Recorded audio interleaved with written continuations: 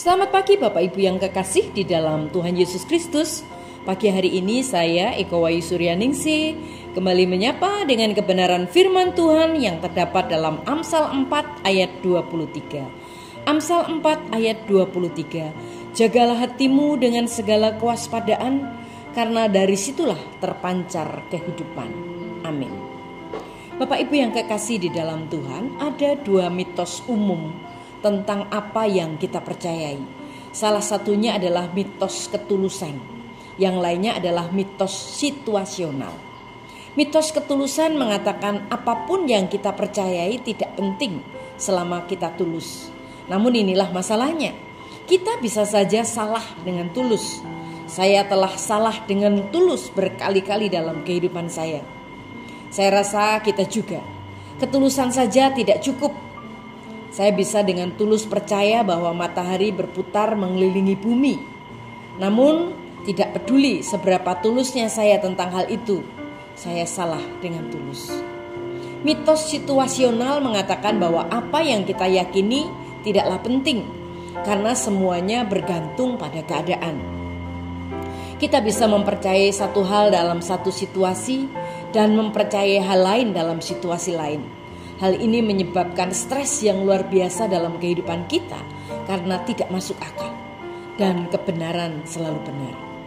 Apa yang kita yakini memang penting, dan penting bahwa keyakinan kita konsisten.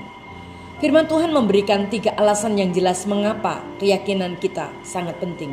Yang pertama, keyakinan kita akan membentuk hidup kita.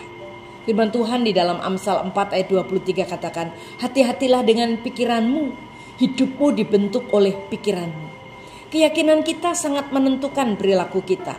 Ketika kita tidak tahu apa yang kita yakini dan mengapa kita meyakininya, hidup kita akhirnya dibentuk oleh keyakinan yang bahkan tidak kita sadari. Jadi jika kita ingin mengubah sesuatu dalam kehidupan kita, mari mulai dengan pikiran kita, dengan keyakinan kita. Perubahan terjadi dari dalam keluar. Yang kedua, pandangan dunia yang salah menyebabkan segala macam masalah yang tidak perlu dalam kehidupan kita. Di dalam kitab Amsal 29 ayat 18 dikatakan, jika orang tidak dapat melihat apa yang sedang dilakukan Tuhan, mereka tersandung pada diri mereka sendiri. Tetapi ketika mereka memperhatikan apa yang diwahyukannya, merekalah yang paling diberkati. Ketika kita tidak mengetahui tujuan hidup kita, ketika kita membangun hidup kita di atas keyakinan yang salah, atau ketika kita hanya hanyut tersandung pada diri sendiri. Tetapi ketika kita membangun hidup kita di atas kebenaran Tuhan, di atas kebenaran firman Tuhan, ketika kita memperhatikan apa yang difirmankannya, kita mengalami berkat-berkat Tuhan.